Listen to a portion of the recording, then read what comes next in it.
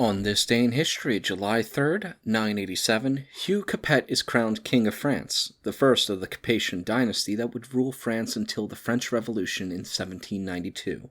Included in the following is an excerpt from the 1944 edition of the Encyclopaedia Britannica, going over the history of the king. Hugh Capet, born circa 938, died 996, King of France and founder of the Capetian Dynasty, was the eldest son of Hugh the Great by his wife Hadwig. When his father died in 956, he succeeded to his numerous fiefs around Paris and Orleans, and his cousin, the Frankish king Lothair, recognized him somewhat reluctantly as Duke of the Franks. Many of the counts of northern France did homage to him as their overlord, and Richard I, Duke of Normandy, was both his vassal and his brother-in-law. His authority extended over certain districts, both of the Loire, and, owing to his interference, Lothair was obliged to recognize his brother Henry as Duke of Burgundy. Hugh supported his royal sovereign when Lothair and Emperor Otto II fought for the possession of Lorraine, but chagrined at the king's conduct in making peace in 980, he went to Rome to conclude an alliance with Otto. Laying more stress upon independence than upon loyalty, Hugh appears to have acted in a haughty manner toward Lothair and also towards his son and successor, Louis V, but neither king was strong enough to punish this powerful vassal.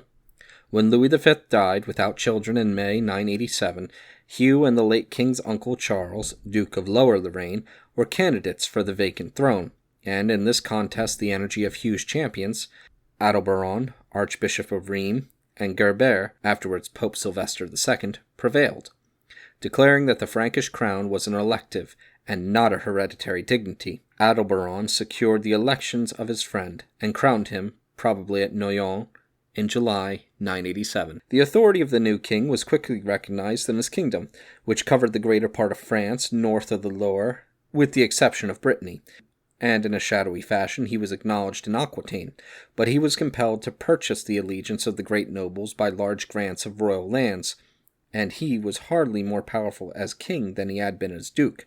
Moreover, Charles of Lorraine was not prepared to bow before his successful rival, and before Hugh had secured the coronation of his son Robert as his colleague and successor in December 987, he had found allies and attacked the king. Hugh was worsted during the earlier part of the struggle, and was in serious straits, until he was saved by the wiles of his partisan Adalberon, Bishop of Laon, known as Asselin, who in 991 treacherously seized Charles and handed him over to the king.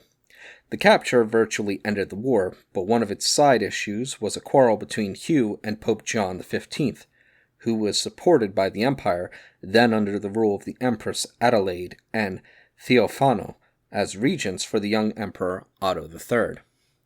In 987, the king had appointed to the vacant archbishoprics of Rheims a certain Arnulf, who at once proved himself a traitor to Hugh and a friend to Charles of Lorraine. In June 991, at the insistence of the king, the French bishops deposed Arnulf and elected Gerbert in his stead, a proceeding which was displeasing to the Pope, who excommunicated the new archbishop and his partisans. Hugh and his bishops remained firm, and the dispute was still in progress when the king died at Paris on October 24, 996. Hugh was a devoted son of the Church, to which, it is not too much to say, he owed his throne. As lay abbot of the abbeys of St. Martin at Tours and of St. Denis, he was interested in clerical reform, was fond of participating in religious ceremonies, and had many friends among the clergy.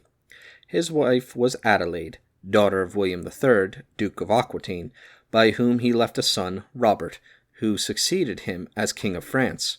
The origin of Hugh's surname of Capet, which was applied to his father, has been the subject of some discussion. It is derived undoubtedly from the Latin capa, a cape, but whether Hugh received it from the cape which he wore as abbot of St. Martin's, or from his youthful and playful habit of seizing caps, or from some other cause, is uncertain.